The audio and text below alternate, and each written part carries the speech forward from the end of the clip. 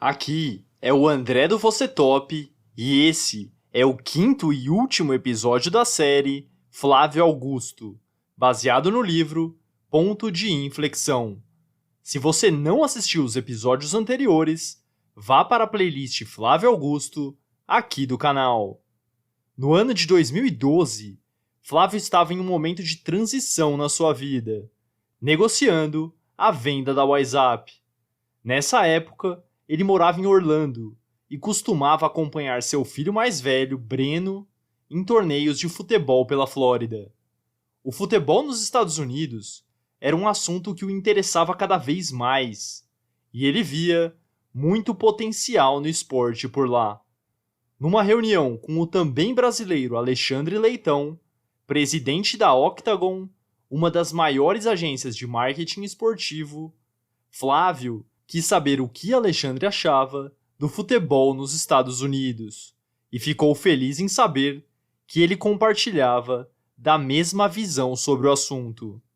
O presidente da Octagon disse: "No dia em que o maior esporte do mundo se encontrar com o maior mercado de marketing esportivo do planeta, eu quero estar no meio disso."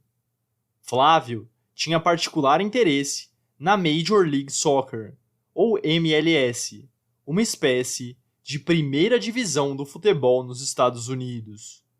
Na cidade de Orlando, havia um pequeno clube que atuava numa espécie de terceira divisão e se chamava Orlando City. Mas com o aprofundamento de suas pesquisas nesse mercado, Flávio sabia que para levar um time como esse à MLS, havia um grande abismo financeiro, pois era necessário que o time tivesse um estádio moderno e também que fosse aceito pela MLS, e isso exigia um alto investimento financeiro. Nos Estados Unidos, cada dono de clube da MLS é sócio da liga, que também é uma empresa privada. Essa é uma grande diferença dos clubes de futebol de lá e do Brasil, em que os clubes não são empresas. Dessa forma, não havia possibilidade dele comprar o Flamengo, por exemplo, time pelo qual torcia desde pequeno. Para colocar seu plano em prática, Flávio Augusto precisaria ser aceito pelos donos dos outros clubes que eram acionistas da MLS e ainda fazer um investimento de 200 milhões de reais acima do que ele esperava inicialmente. Ele viu essa situação como uma oportunidade de multiplicar seu patrimônio, além da possibilidade de empreender em outro mercado lá nos Estados Unidos. Ele fez uma apresentação em inglês para os donos de clubes da MLS, buscando mostrar seu currículo como empreendedor e também sua capacidade financeira de levar o projeto adiante. 2 semanas depois, recebeu a resposta. Ele e o Orlando City haviam sido aceitos na MLS. Mesmo assim, Flávio ainda não havia assinado nada, e a data de assinatura do contrato foi marcada para 30 dias depois. Ele diz que o momento do ponto de inflexão é quase sempre cheio de dúvidas, medos e inseguranças. Na hora da decisão mesmo, ou na hora de saltar do bungee jump, que é a analogia usada por ele, é você quem pula ou não. E ele estava em dúvidas. Era um negócio que não dependia apenas de seu trabalho duro. O sucesso desse projeto também dependia do crescimento do esporte nos Estados Unidos, da audiência na TV, de patrocinadores e de outros fatores também. Como de costume, antes de decisões importantes, ele e Luciana, sua esposa, conversaram bastante e avaliaram os piores cenários, que nesse caso seria perder os 200 milhões de reais investidos. E ele decidiu seguir adiante. Em dezembro de 2013, ocorreu a cerimônia de anúncio oficial, com a presença do governador da Flórida, do prefeito de Orlando e outras pessoas bem conhecidas da região. O Orlando City comandado por um carioca de origem humilde, da periferia do Rio de Janeiro, acabava de entrar na principal liga de futebol dos Estados Unidos. Em pouco tempo, o timing da entrada dele nesse mercado se mostrou certeiro. Durante a Copa do Mundo de 2014, disputada no Brasil, a audiência dos jogos em que os Estados Unidos participaram ultrapassou a audiência das finais da NBA e do beisebol. E ainda nesse ano, a MLS assinou um contrato de transmissão dos jogos que saltou de 68 milhões de dólares para cerca de 125 milhões de dólares por ano. Outro fato marcante foi a contratação do brasileiro Kaká pelo Orlando City. Com todos esses fatos, o futebol por lá deixou de ser uma promessa e passou a ser uma realidade, o que aumentou a oferta de investidores e patrocinadores também. De acordo com Flávio, o Orlando City vendeu mais de 350 mil ingressos com 1 ano de antecipação, a um preço médio de R$ 198. Em 2017, o clube inaugurou seu próprio estádio e, em 2018, Flávio Augusto vendeu 8,63% do clube, com uma avaliação de 500 milhões de dólares, ou 1,9 bilhão de reais na época. Assim, o valor do clube seria 9,5 vezes o valor que ele investiu.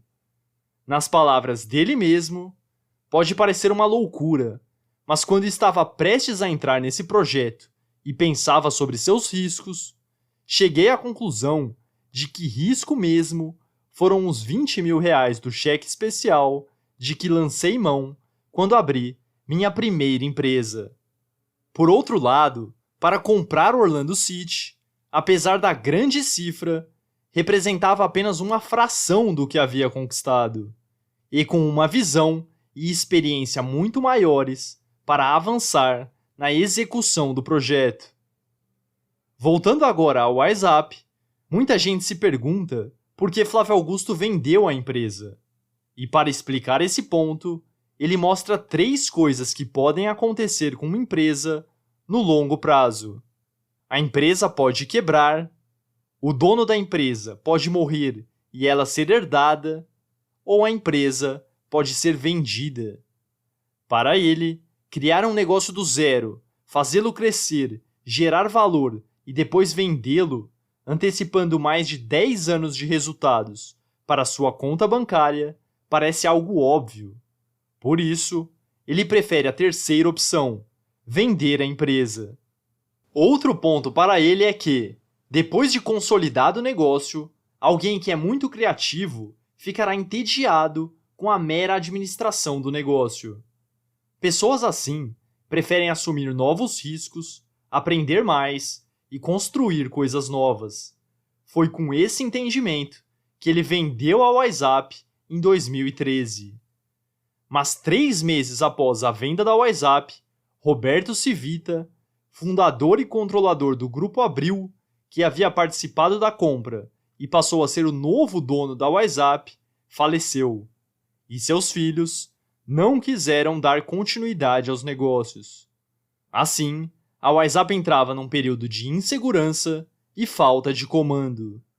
Nos anos seguintes, 2014 e 2015, o Brasil passava por um momento de grande instabilidade, tanto política como econômica, e nesse cenário, a WhatsApp estava piorando cada vez mais seus resultados.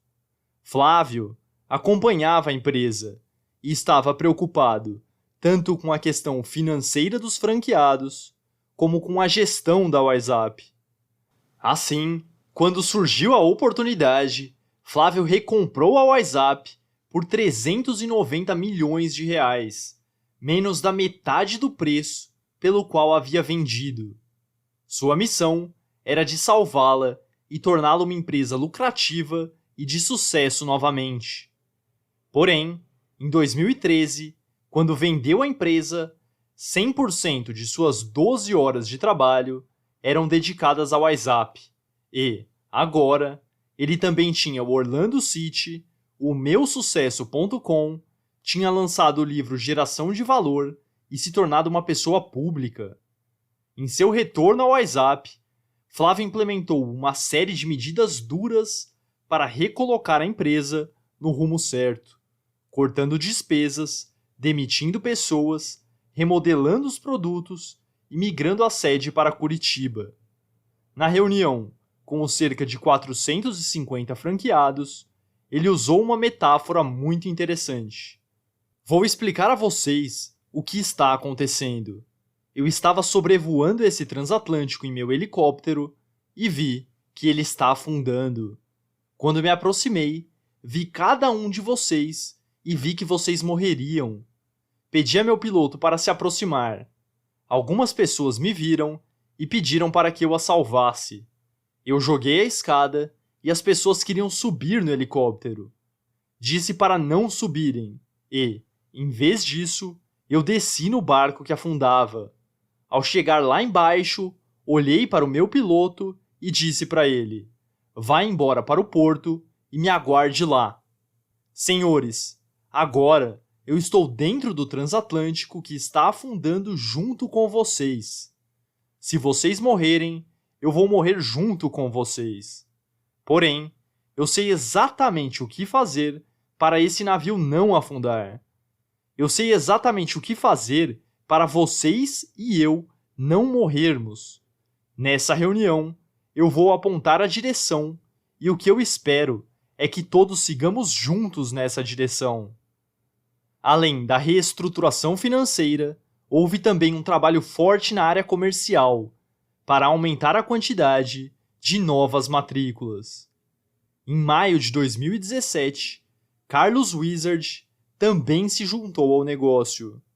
O antigo concorrente de Flávio Augusto, que havia vendido ao Wizard em 2013, comprou 35% da WhatsApp por 200 milhões de reais. Juntos, Carlos e Flávio criaram a holding Wiser Educação, com o plano de comprar várias marcas do setor. A recompra da WhatsApp foi um novo ponto de inflexão para ele, que, com 46 anos, não tinha mais nada a provar. Mas o fato é que ele conseguiu novamente, recolocando a WhatsApp nos trilhos do sucesso. Muita gente pergunta a Flávio como é ter chegado no topo, mas ele responde que ainda não chegou a lugar algum e que continua indo na direção de um eterno recomeço. Nas palavras do próprio Flávio Augusto, quando tudo poderia ficar mais fácil, eu vou renunciar à minha zona de conforto e vou retornar à fase 1 de um patamar mais elevado. Os acomodados acham isso insuportável. Para mim, insuportável mesmo é ficar fazendo a mesma coisa por 30 anos, o que explica o fato de muitos odiarem as segundas-feiras e amarem as sextas-feiras.